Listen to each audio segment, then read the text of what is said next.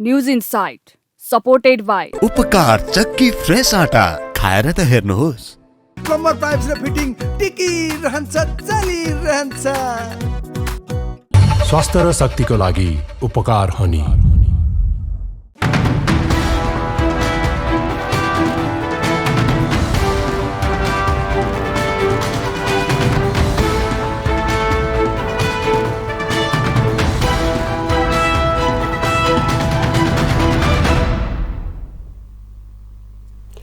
तपाईको चासोको न्यूजबारे विस्तृतमा बुझ्ने समय हो यो। खास न्यूजलाई खास कोणबाट हेर्ने समय हो यो। हरेक दिन यो समयमा हामी साझा र ताजा मुद्दा लिएर तपाईहरुमाझ आउनेछौं। नमस्कार, म प्रेजिना देवकोटा। सुरु गरौं हेडलाइन्सबाट।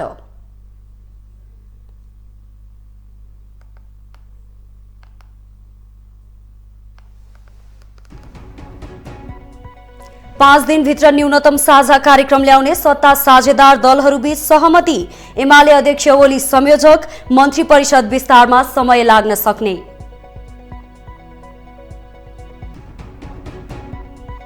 मुलुकको अर्थतन्त्र अप्ठ्यारो अवस्थामा रहेको अर्थमन्त्री पौडेलको स्वीकारोक्ति। मुलुकको आर्थिक उन्नति सबै पक्षको सरोकारको विषय बन्नुपर्ने।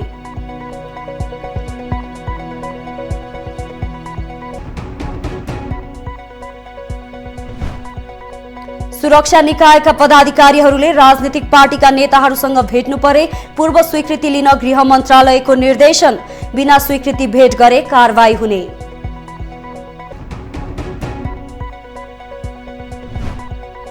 कोरोनाको नयाँ भेरिएन्ट फैलन सक्ने भन्दै सरकारद्वारा बुस्टर डोज लगाउन आग्रह। खोप केन्द्र पुगेका सर्वसाधारण बुस्टर डोज नपाउँदा आक्रोशित।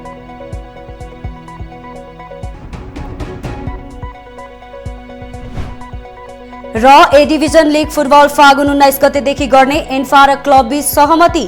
लीगका लागि बाँकी क्लबले तयारी खर्च चाँडै लिने।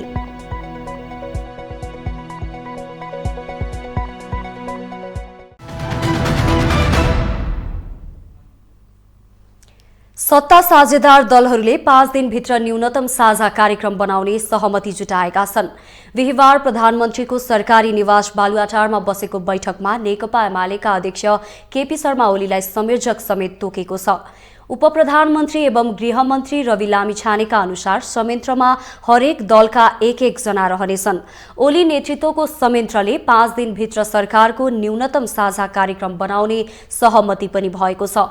उपप्रधानमन्त्री लामिछानेले बैठकमा मन्त्री परिषद विस्तारका विषयमा पनि सामान्य छलफल भएको बताए।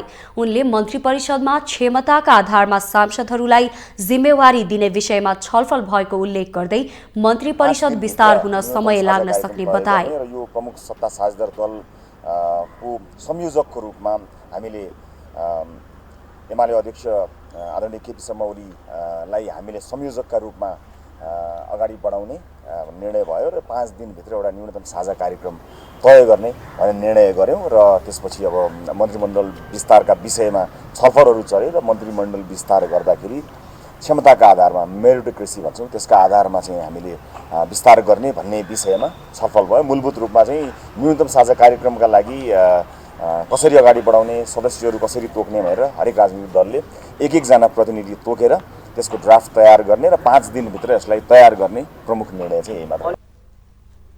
संसदबाट विश्वासको मत प्राप्त गरेपछि मन्त्री परिषद विस्तार गर्ने तयारीमा प्रधानमन्त्री पुष्पकमल दाहाल रहेको पनि लामिछानेको भनाइ थियो।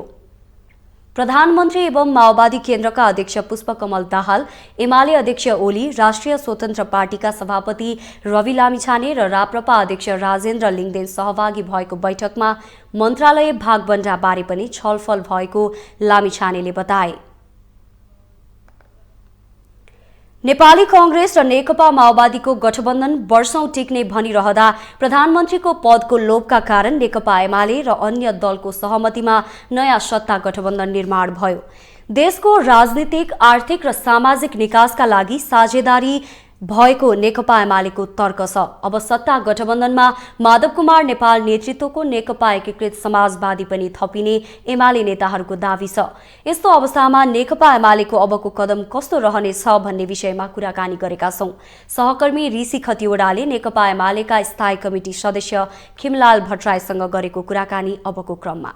गठबन्धन नयाँ समीकरण बनेको छ, यसको पछाडिको राज के हो? होइन, यसको पछाडि त अब हामीले भन्दै आइरहेको थियौँ, यो गठबन्धनले देशलाई निकास दिन सक्दैन। देशको राजनीति, अर्थतन्त्र, सामाजिक व्यवस्था, हाम्रो अन्तर्राष्ट्रिय सम्बन्ध, यसलाई कुनै पनि क्षेत्रलाई यसले सही ढङ्गले लिड गर्न सक्दैन।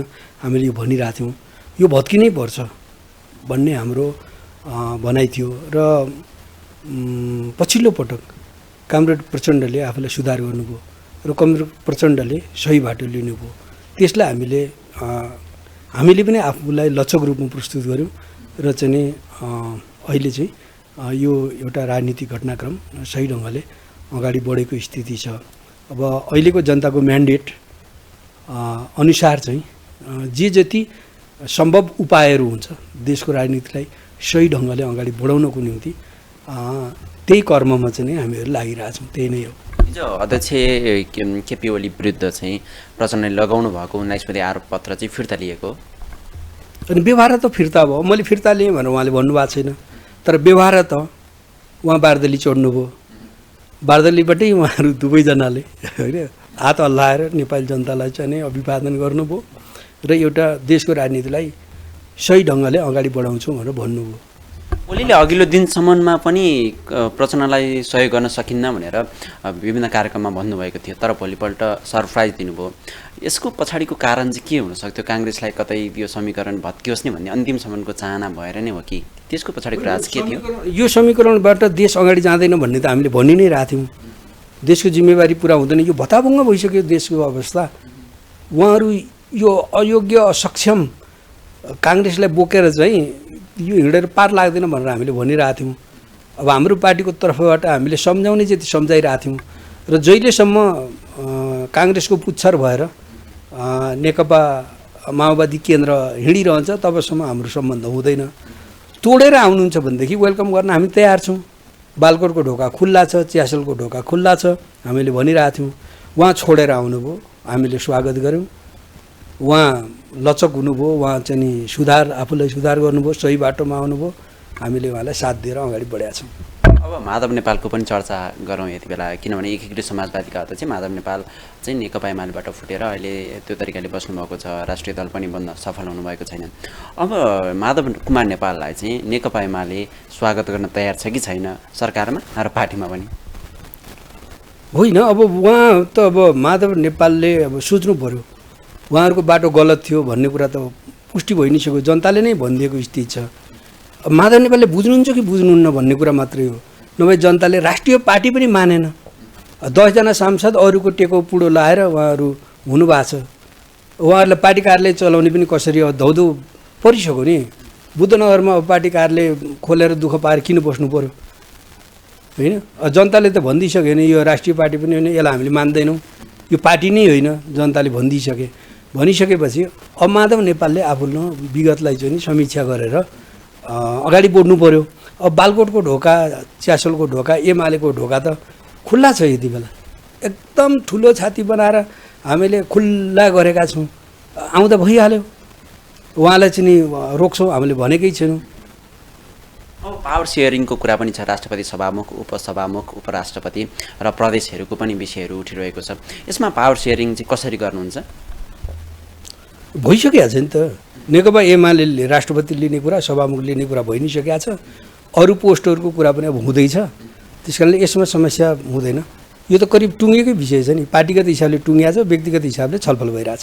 पार्टीगत रूपमा चाहिँ जस्तो प्रदेशमा चाहिँ अलिकति टुङ्गिया छैन कि जस्तो पनि देखिन्छ। प्रदेशको हिसाबले चाहिँ अब ठुलो दल भएको हुनाले एमाले धेरै प्रदेशमा चाहिँ नेतृत्व लिन्छ, त्यसपछि माओवादी केन्द्रले लिन्छ, त्यस पछाडि अरू दलहरूलाई अरू दलहरूसँग छलफल हुन्छ। त्यही हिसाबले नै अगाडि बढ्छ। सङ्ख्यात्मक हिसाबले व्यक्तिको हिसाबले चाहिँ यो टुङ्गिएको विषय छैन, छलफल जारी छ। जस्तो कुराकानी गर्दा यो हङ पार्लियामेन्ट 2 वा 2 भन्दा बढी मिलेर बनेको अहिलेको सरकार, संविधानको धारा 76(2) अनुसार निर्माण भएको यो सरकार, कतिपय अवस्थामा चाहिँ जस्तो सरकार गठन नहुँदा चाहिँ के भनिन्थ्यो भने यो हङ पार्लियामेन्ट छ, यो चाहिँ लामो समय जाँदैन, 2.5 वर्षपछि यसको आयु सकिन्छ भन्ने जसरी विश्लेषण हुन्थ्यो। अब के 5 वर्ष टिक्छ त संसद? टिकाउनु पर्छ। अब सबै चाहिँ राजनीतिक दलहरू जिम्मेवार रूपमा प्रस्तुत हुनुपर्छ। यति बेला देशले स्थायित्वको माग गरिरहेछ, देशको राजनीति विकासमा केन्द्रित हुनुपर्नेछ। अर्थतन्त्रलाई मजबुत बनाएर अगाडि जानुपर्नेछ, जनतालाई डेलिभरी दिनुपर्नेछ। यस्ता च्यालेन्जेसहरू छन्, हामीले व्यवस्थालाई स्थापित गरेर अगाडि जानु पर्यो नि। होइन भने जनतामा असन्तुष्टि पैदा हुन्छ, आक्रोश पैदा हुन्छ, त्यसले विस्फोट ल्याउन सक्छ। त्यो कुरामा ध्यान दिनु पर्यो राजनीतिक शक्तिहरूले। त्यसो भएको हुनाले अब हामी जनतालाई डेलिभरी दिने कुरामा केन्द्रित हुनुपर्छ, देशको राजनीतिलाई स्थायित्व दिने कुरामा केन्द्रित हुनुपर्छ। हामी सबै देश र जनतालाई शिरमा राखेर हिँडौँ न, सकिहाल्यो नि। निजी स्वार्थहरू त्यागौँ र देश र जनतालाई शिरमा राखेर हिँडौँ, यो स्थायित्व सम्भव छ। यदि हामीले चाहिँ आफ्ना निजी स्वार्थहरूलाई चाहिँ केन्द्रमा राख्यौँ भने त्यहाँ अस्थिरता आउँछ, त्यस व्यवस्थामाथि पनि सङ्कट आउन सक्छ। त्यस कारणले गर्दाखेरि सबै राजनीतिक शक्तिहरूले, सबै राजनीतिक, अब हामी जो सम्बन्धमा छौँ हामीले त धेरै जिम्मेवारीपूर्वक सोच्नुपर्ने नै हुन्छ। कङ्ग्रेस पनि जो अब प्रमुख प्रतिपक्षको रूपमा रहेको छ, उसले पनि ठन्डा दिमागले सोच्नुपर्छ। वास्तविक रचनात्मक भूमिका खेल्ने कुरामा उसले पनि ध्यान दिनुपर्छ। हाम्रा कमजोरीलाई उसले मानिदिनुपर्छ, यस्तो कुरा होइन। उसले औँल्याउन सकोस्, काङ्ग्रेसले सही ढङ्गले औँल्याउन सकोस्, काङ्ग्रेसले आफूलाई उभ्याउन सकोस्। आज त विचारविहीन, सङ्गठनविहीन, राजनीतिविहीन, भत्ता भोग्न काङ्ग्रेस त हालत खराब खस्ता अवस्थामा छ नि। त्यस कारणले यस्तो अवस्थाबाट सम्हालिएर काङ्ग्रेसले चाहिँ नि सही रचनात्मक भूमिका खेल्न चाहिँ नि सक्ने अवस्थामा काङ्ग्रेस हुनुपर्छ। त्यस ढङ्गले जानुपर्छ। सबै राजनीतिक शक्तिहरूले चाहिँ अब स्थायित्व दिने कुरामै ध्यान दिनुपर्छ, यो अस्थिरतातिर होइन। जस्तो अलिकति मेरो अन्तिम प्रश्न पनि हो यो, जस्तो उपप्रधानमन्त्री तीनजनालाई बनाइयो होइन, यसले चाहिँ कता कता सबै पार्टीहरूलाई मिलाउँदाखेरि अथवा मन्त्री यो भाग बन्नमा मिलाउँदाखेरि मन्त्रालय बढी हुने हो कि अथवा संविधानभन्दा विपरीत जानु पर्ने अवस्था आउने हो कि? जस्तो अहिले पनि तीनजना उपप्रधानमन्त्री सुरुमै बनाउँदा यसले पनि कता कता सकारात्मक सन्देश दिएको जस्तो देखिन्न। यस्तो कुराहरूमा चाहिँ कसरी गठबन्धनले अब विचार गर्छ, कसरी अगाडि बढ्छ? के गर्ने त, जनताको अभिमतै त्यही छ। नमिलिकन सरकार बन्दैन, मिलेर जानु पर्यो। मिल्दाखेरि उहाँहरूको कुरा पनि सुन्दैन पर्यो। यो जनताले जे अभिमत दिएको छ त्यही कारणले यस्तो भएको छ। हामीले त भनेको थियौँ नि एमालेलाई बहुमत दिनुहोस्, एमालेलाई ठुलो दल भन्नाले लोकप्रिय मत दिनुभयो, पहिलो शक्तिको रूपमा उभ्याइदिनु भयो, जनतालाई धन्यवाद छ। तर जनताले एमालेले भने जस्तो देशलाई निकास दिनको लागि हामीलाई बहुमत दिनुहोस् भनेर हामीले भनेका थियौँ। त्यस्तो भएको भएदेखि एउटा पनि उपप्रधानमन्त्री राख्नु पर्दैन थियो। अहिले अब यो सबै मिलाएर हिँड्दाखेरि चाहिँ सबै मिलाएर हिँडाल्नुपर्ने स्थिति चाहिँ जनताले पैदा गरिदिनु भयो होइन। अनि अब मिलाउँदाखेरि चाहिँ यही बाध्यता भयो, जगजाहेर छ नि कुरा। समय र समाजका लागि धेरै धेरै धन्यवाद। हस्, धन्यवाद। उपप्रधानमन्त्री एवं अर्थमन्त्री पौडेलले मुलुकको अर्थतन्त्र अप्ठ्यारो अवस्थामा रहेको बताएका छन्। उनले यही अप्ठ्यारोका बीचबाट अर्थतन्त्र सुधार्नका लागि समाधान खोज्नुपर्ने अवस्था रहेको पनि प्रश्न पारे। बिहिबार Nepal chamber of commerce, Nepal उद्योग व्यापार महासंघ र नेपाल इन्भेस्टमेन्ट फोरमका पदाधिकारीहरूसँगको भेटमा अर्थमन्त्री पौडेलले मुलुकको आर्थिक उन्नति अहिले सबैको सरकारको विषय भएको बताए। उनले उद्योगी व्यवसायका समस्याहरूको समाधान खोज्ने सकारात्मक प्रयास गर्ने प्रतिबद्धता पनि व्यक्त गरे। अप्ठ्यारोमै छौँसँग चाहिँ होइन, अप्ठ्यारोका बिचबाट समाधान खोज्दै अगाडि बढ्नुपर्ने अवस्था छ। तपाईँले भनेको चिजलाई मैले सिरियसली सुनेको छु, नोट पनि गरेको छु र यस विषयमा सकेसम्म चाँडो उपयुक्त निर्णयमा पुग्नका लागि म पहल गर्छु। भेटमा नेपाल चेम्बर अफ कमर्सले ब्याङ्कको उच्च ब्याजदर र चालु पुँजी कर्जाको कारण अर्थतन्त्र सङ्कुचनमा परेको जानकारी मन्त्री पौडेललाई गराएको थियो। सबभन्दा समस्या नै यो ब्याङ्कको चाहिँ ब्याजदर र चालु कर्जा पुँजी, जसले गर्दाखेरि यो अर्थतन्त्र चाहिँ अलिकति सङ्कुचन भएको छ र चाहिँ यसलाई चाहिँ अलिकति व्यवस्थित गर्नको लागि म हजुरसँग के आग्रह गर्न चाहन्छु भनेदेखि हाम्रो यो मुलुकलाई चाहिँ एउटा सरकारको पनि एउटा उद्देश्य छ कि आर्थिक वृद्धि दर डबल डिजिट बनाउने। यो डबल डिजिट आर्थिक वृद्धिको लागि हामीले चाहिँ कमसेकम सिङ्गल डिजिटमा ब्याज दरमा हामीले झार्ने चाहिँ प्रयास गर्नुपर्छ भन्ने कुरा म आग्रह गर्न चाहन्छु। यता शेयर लगानीकर्ता सङ्घले शेयर लगानीकर्ताहरूले जति लगानी वृद्धि गरे पनि शेयर बजारमा गिरावट आउँदा लगानीकर्ताको निरुत्साहित भएको गुनासो राखेको थियो। होइन, एक पुँजी बजारमा आज धेरै आम्दानी घट्यो, लगानीकर्ताहरू पनि गुमाएछ। सरसँग विशेष एउटा रिक्वेस्ट के छ भने हामीले क्यापिटल गेन ट्याक्स जुन 7.5% तिरिरहेछौँ नि सर, त्यसलाई केही समयको लागि 5% गरिदिनु। पुँजी बजारमा एउटा सञ्जीवनी बुटीको काम गर्छ सर त्यसले हैन। र अर्को कुरा म यसमा के थप्न चाहे भने पुँजी बजार भनेको आजको दिनमा मेरुदण्ड ऐनाको रूप लिइसकेको छ हैन, स्पाइनल कर्डको रूप। 54 लाख लगानीकर्ताहरू छन् डिम्याटमा, 44 लाख लगानीकर्ता मेरो सेयर लिएछन्, 27 लाख आइपिओ भरिरहेछन्, 14 लाख डिम्याट गरिरहेछन् सर। अर्थमन्त्री पौडेलसँग नेपाल उद्योग व्यापार महासंघ र लघुवित्त वित्तीय संघले पनि भेट गरी आफ्ना विभिन्न माग राखेको छ। गृह मन्त्रालयले सुरक्षा निकायका पदाधिकारीहरूले अबदेखि राजनीतिक पार्टीका नेताहरूलाई भेट्नु परे पूर्व स्वीकृति लिनुपर्ने व्यवस्था गरेको छ। बिहीबार गृह मन्त्रालयद्वारा सुरक्षा निकायका पदाधिकारीहरूको नाममा जारी विज्ञप्तिमा कर्तव्य पालनाको सिलसिलामा बाहेक पनि कूटनीतिक नियोग र राजनीतिक दलका कार्यालय वा नेतृत्वसँग भेटघाट गर्नुपर्ने भए प्रयोजन खुलाई स्वीकृति लिनुपर्ने व्यवस्था गरिएको उल्लेख छ। गृहका प्रवक्ता सहसचिव फणीन्द्र मणि पोखरेलले कसैलाई भेट गर्नुपर्ने भए विभागीय स्वीकृति लिएर मात्र भेट्न आग्रह गर्दै विज्ञप्ति जारी गरेका हुन्। निर्देशनभन्दा बाहिर गएर कसैले पूर्व स्वीकृति बिना नै भेटघाट गरेको पाइएमा कानून अनुसार कारबाही हुने पनि विज्ञप्तिमा उल्लेख छ। नेकपा माओवादी केन्द्रमा फर्कने चर्चा चलिरहेका बखत प्रभु शाहले आम जनता पार्टी गठन गरेका छन्। माओवादी परित्याग गरी नेकपा एमालेमा प्रवेश गरेका शाहले मङ्सिर 4 गते सम्पन्न चुनावमा जनता समाजवादी पार्टी जसपासँग तालमेल गरेको भन्दै एमाले पनि त्यागेका थिए। एमाले त्यागेपछि स्वतन्त्र उम्मेदवारी दिएर रौतहट क्षेत्र नम्बर 3 बाट विजयी बनेका शाहले आफ्नो अध्यक्षतामा 51 सदस्यीय आम आदमी पार्टी गठन गरेका छन्। बिहीबार विस्तारित बैठकपछि काठमाडौँमा आयोजित पत्रकार सम्मेलनमा आम आदमी पार्टी गठन गरिएको घोषणा शाहले गरेका हुन्। बैठकले प्रदेश अध्यक्ष, सचिव र इन्चार्ज समेत तोकेको जानकारी पत्रकार सम्मेलनमा दिइएको छ। नवनियुक्त महान्यायाधिवक्ता दिनमणि पोखरेलले न्याय क्षेत्रप्रति रहेको आम सर्वसाधारणको धारणा बदल्न प्रयास गर्ने बताएका छन्। बिहीबार शपथ लिएपछि पदभार ग्रहण गर्दै महान्यायाधिवक्ता पोखरेलले न्यायालयको छवि सुधार गर्न पहल गर्ने प्रतिबद्धता पनि व्यक्त गरे। आम सर्वसाधारणमा न्याय क्षेत्रप्रतिको विकसित धारणालाई बदल्न सामूहिक प्रयास आवश्यक भएको बताउँदै उनले न्याय क्षेत्रप्रति जनताको विश्वास कायम राख्नुपर्ने बताए।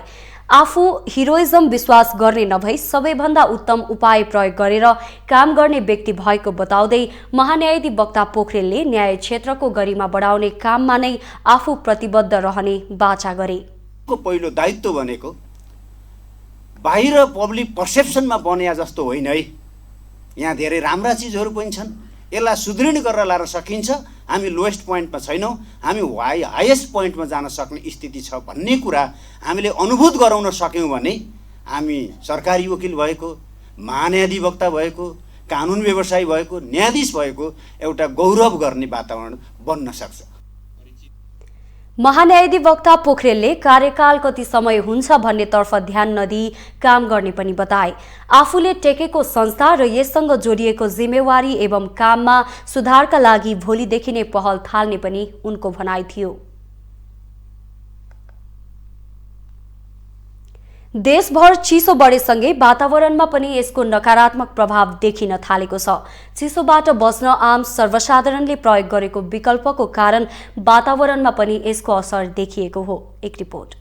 धान र गहुँ भित्र्याएपछि छिमेकी मुलुकको भारतको विभिन्न शहरमा यसको पराल र छ्वाली डढाउने गरिँदा त्यसको असर नेपालमा पनि पर्दै आएको छ। यही बेला नेपालमा पनि चिसो सुरु हुने गर्छ। चिसोबाट बस्न डढेलो लगाउने, दाउरा र फोहोर एवं गोबरको गुइठो बाल्ने चलन छ, जसको कारण आकाशमा धुवाँ जम्मा हुँदा त्यसले मौसम र वातावरणमा नकारात्मक प्रभाव पार्ने गरेको छ, जसको कारण मौसममा परेको असरको प्रभाव जनजीवनमा पनि परेको मौसमविदहरूको भनाइ छ। हाम्रै क्रियाकलापबाट सुरु भयो होइन, किन भन्दाखेरि यो प्रदूषण कहाँबाट आयो त भन्दाखेरि धेरै प्रदूषण त हामीले नै गरेका हौँ त होइन। हो, प्राकृतिक रूपमा पनि कहिलेकाहीँ वन जङ्गलमा डढेलो लाग्छ, त्यहाँबाट पनि प्रदूषण हुन्छ होला, तर इभन त्यो डढेलो नै भन्ने हो भने पनि धेरै त मानवीय कारणले नै गरे हुन्छ। र अहिले हामीले विशेष गरेर भनौँ न काठमाडौँको प्रदूषण हेर्ने हो भने त्यो कहाँबाट आइरहेछ भन्दाखेरि हाम्रै सवारी साधनको धुवाँहरूबाट आइरहेछ। हामी कतिले चाहिँ फोहोर बाल्ने गर्छन् त्यसबाट आइरहेछ, हाम्रो उद्योगहरूबाट आइरहेछ।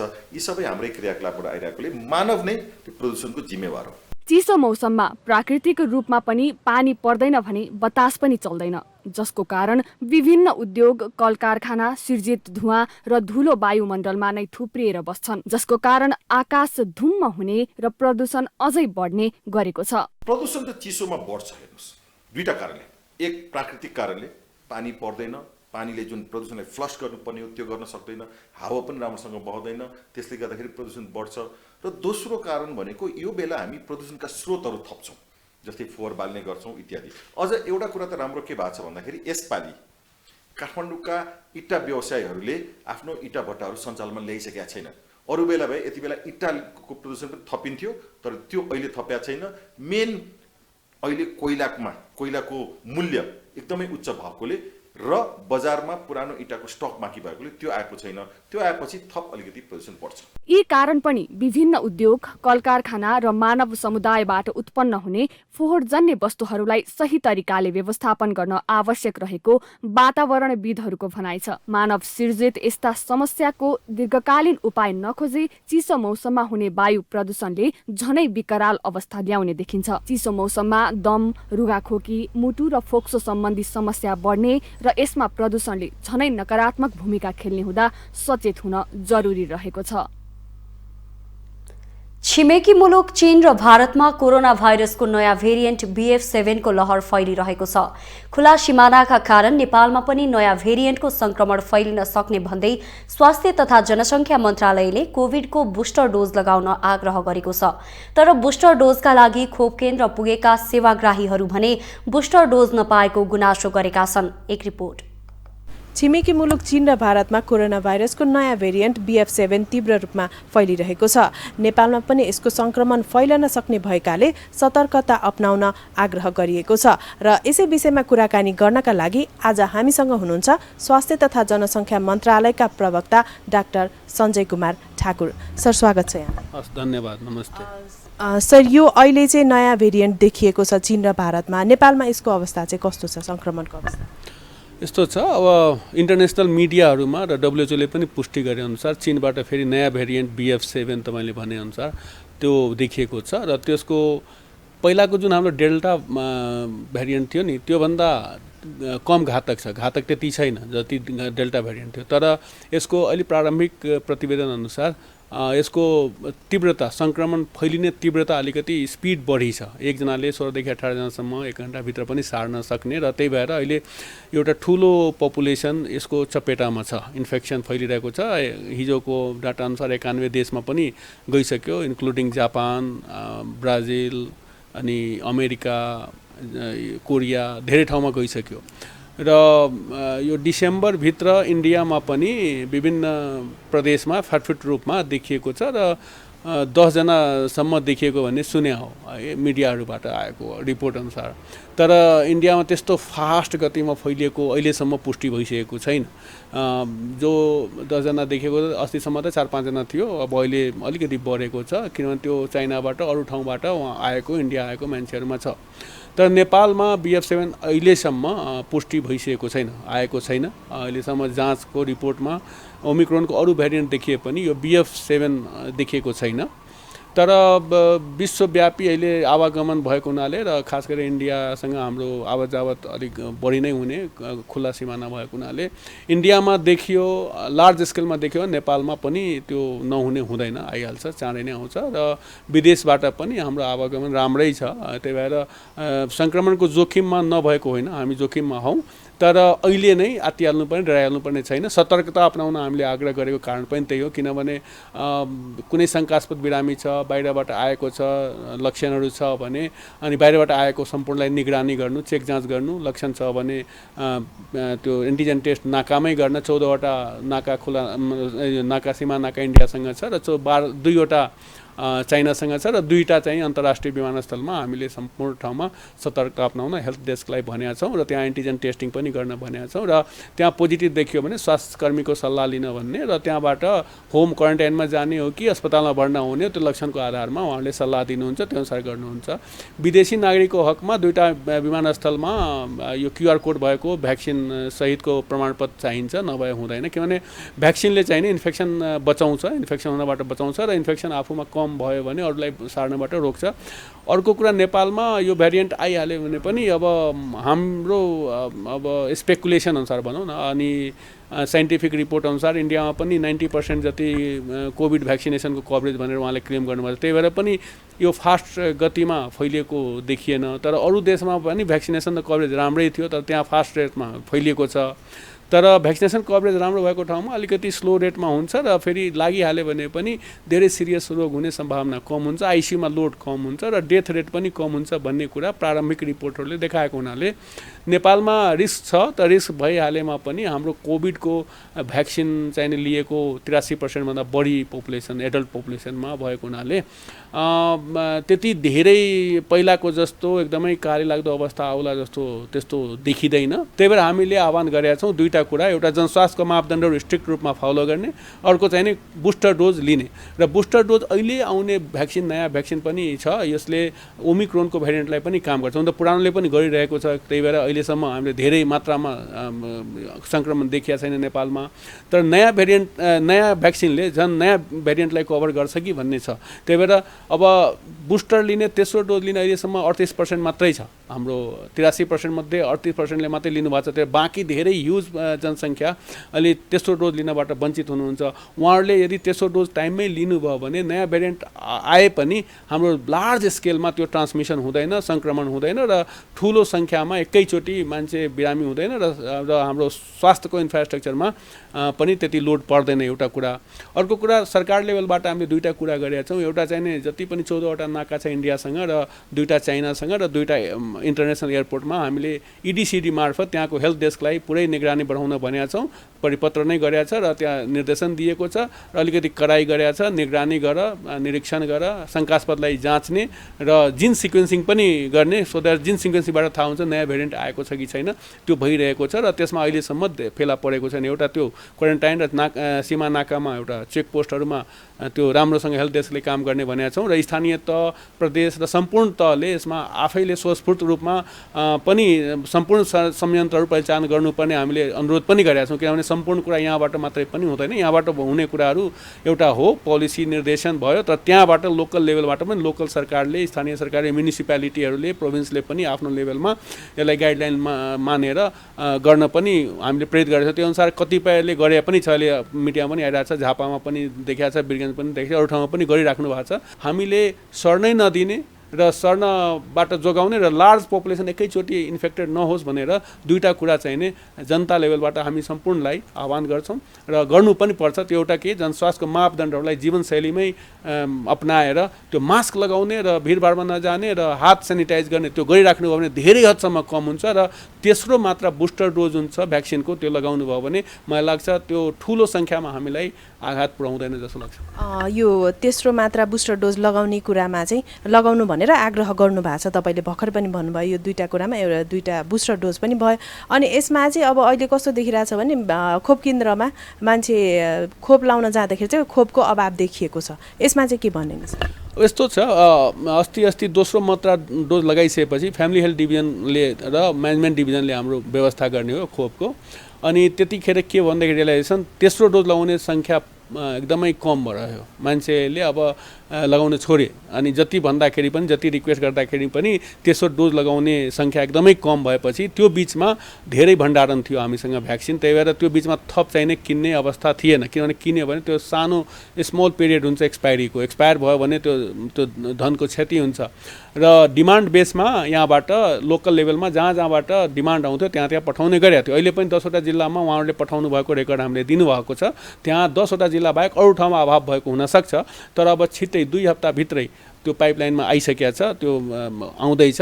नयाँ भ्याक्सिन हो यो, फाइजरको 15 लाख जति खोप आउँदैछ र यसको युटिलाइजेसन रेट कस्तो हुन्छ त्यसको आधारमा पाइपलाइनमा थुप्रै भ्याक्सिनहरू छ।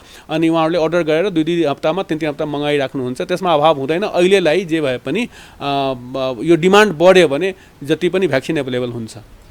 भनेपछि अब जति पनि अभाव देखिएको छ खोप केन्द्रमा अब यो भ्याक्सिनको चाहिँ बुस्टर डोज लाउनकै लागि चाहिँ अभाव हुँदैन भन्न सकिन्छ?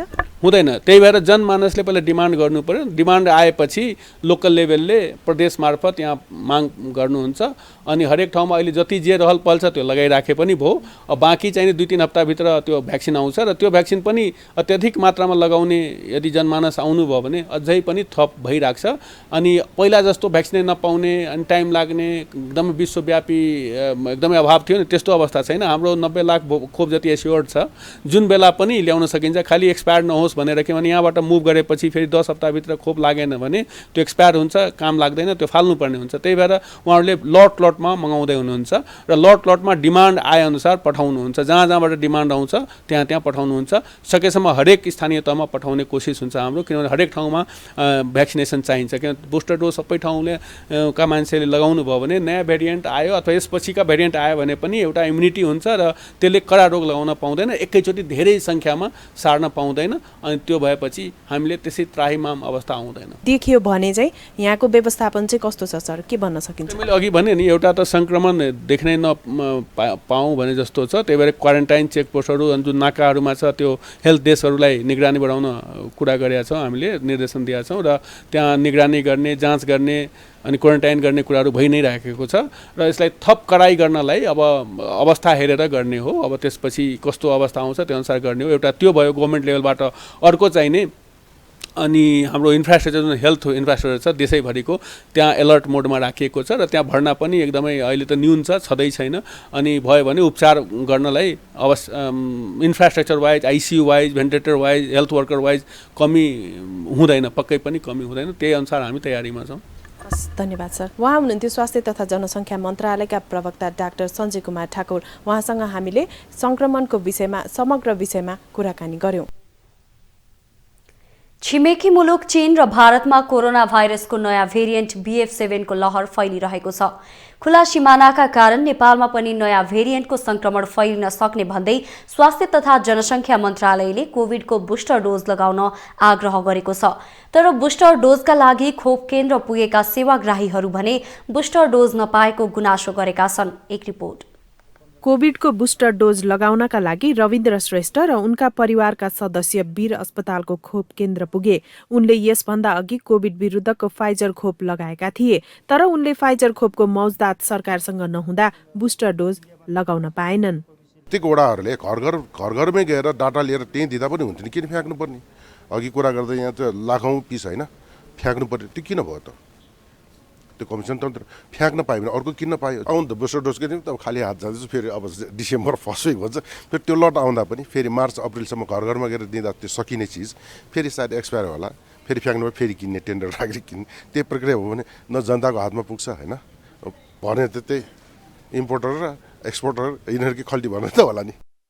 वीर अस्पतालमा मात्र नभई हाल देशैभर भेरोसेल बाहेक फाइजर, कोभिसिल्ड, जोन्सन खोप लगाएकाहरूका लागि बुस्टर खोप उपलब्ध छैनन्। पूर्ण मात्रामा भेरोसेल लिएकालाई मात्र बुस्टरका रूपमा भेरोसेल वा अन्य खोप लगाउन मिल्छ, तर अन्य खोप लिएकाले बुस्टरमा भेरोसेल लगाउन मिल्दैन। अब बुस्टर डोज नपाएकाहरूलाई जनवरी 2 साता मात्र खोप केन्द्रमा बोलाइएको छ। कोभिसिल्ड लगाएको अथवा फाइजर लगाएको, मोडर्ना लगाएको छ भने उनीहरूलाई चाहिँ माघको पहिलो दोस्रो हप्ता मात्रै बोलाएको छ। भेरोसिल्ड लगाएको छ भने उहाँले लगाएर जानुभएको छ। भेरोसिल्ड लगाएकोले भेरोसिल्ड नै बुस्टर लाउनु पर्यो।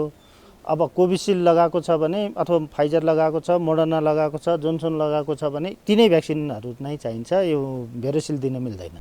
कोभिडको सम्भावित नयाँ लहरबाट त्रसित हुनेहरू र विदेश जान लागेकाहरूले बुस्टर लगाउन आइहाले खोप नपाउने स्थिति छ। यता स्वास्थ्य मन्त्रालय भने केही सातामा नै 15 लाख खोप आउने भएकाले खोपको अभाव नहुने दाबी गरेको छ। अनि जति भन्दाखेरि पनि, जति रिक्वेस्ट गर्दाखेरि पनि तेस्रो डोज लगाउने सङ्ख्या एकदमै कम भएपछि त्यो बिचमा धेरै भण्डारण थियो हामीसँग भ्याक्सिन। त्यही भएर त्यो बिचमा थप चाहिने किन्ने अवस्था थिएन, किनभने किन्यो भने त्यो सानो स्मल पिरियड हुन्छ एक्सपायरीको। एक्सपायर भयो भने त्यो धनको क्षति हुन्छ र डिमान्ड बेसमा यहाँबाट लोकल लेभलमा जहाँबाट डिमान्ड आउँथ्यो त्यहाँ पठाउने गरेको थियो। अहिले पनि 10वटा जिल्लामा उहाँहरूले पठाउनु भएको रेकर्ड हामीले दिनुभएको छ।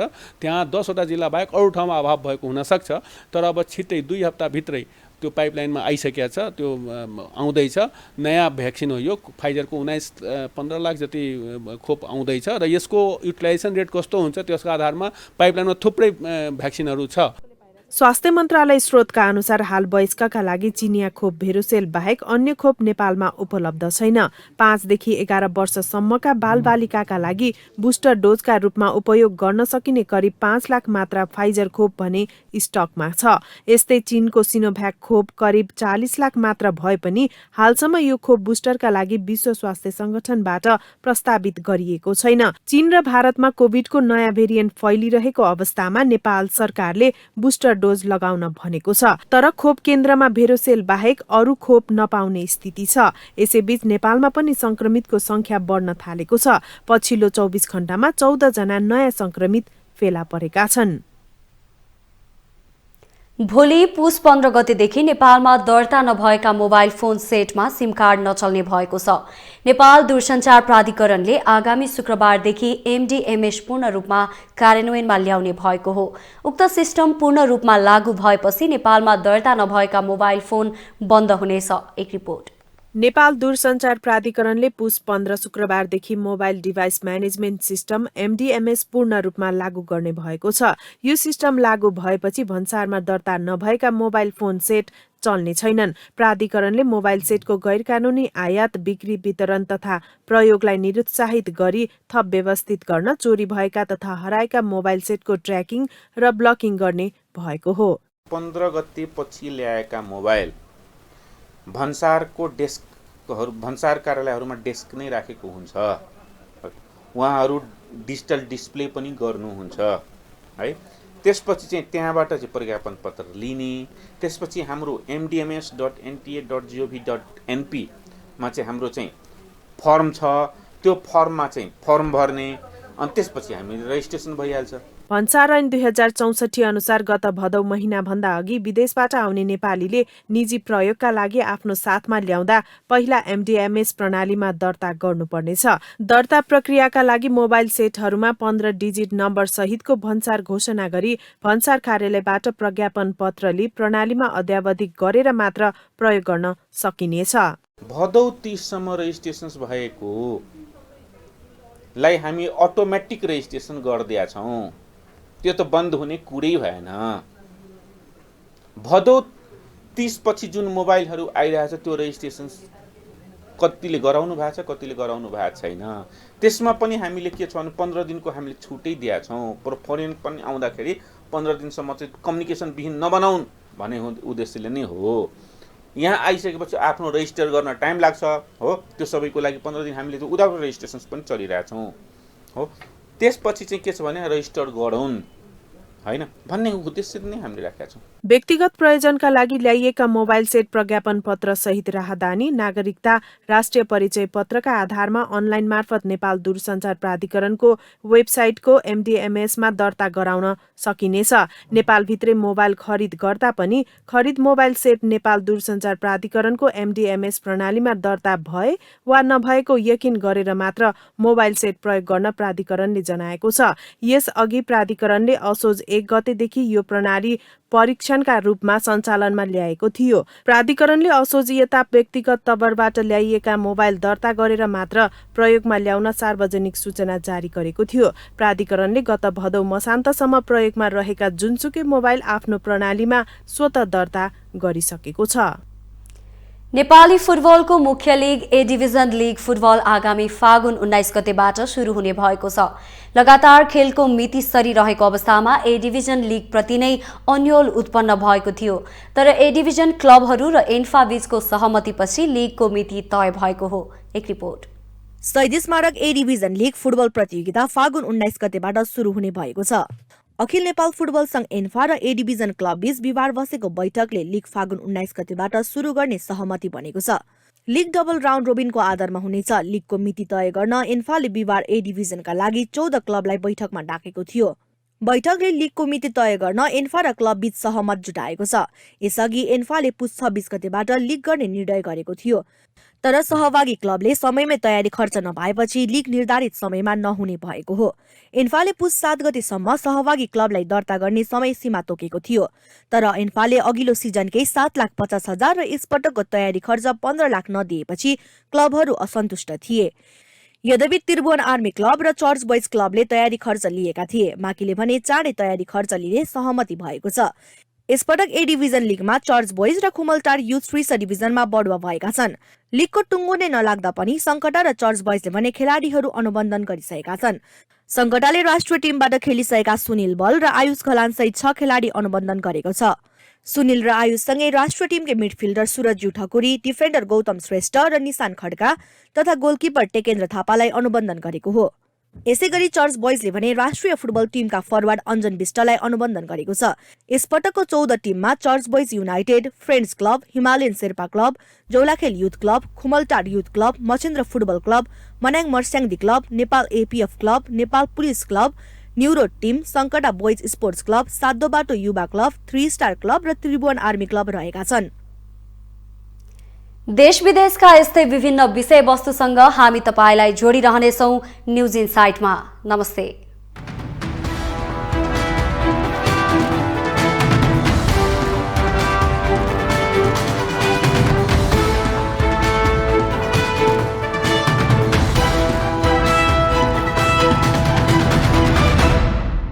न्युज इनसाइट सपोर्टेड बाई उपकार चक्की फ्रेस आटा खाएर त हेर्नुहोस्। प्लम्बर पाइप्स र फिटिङ टिकिरहन्छ चलिरहन्छ। स्वास्थ्य र शक्तिको लागि उपकार हनी।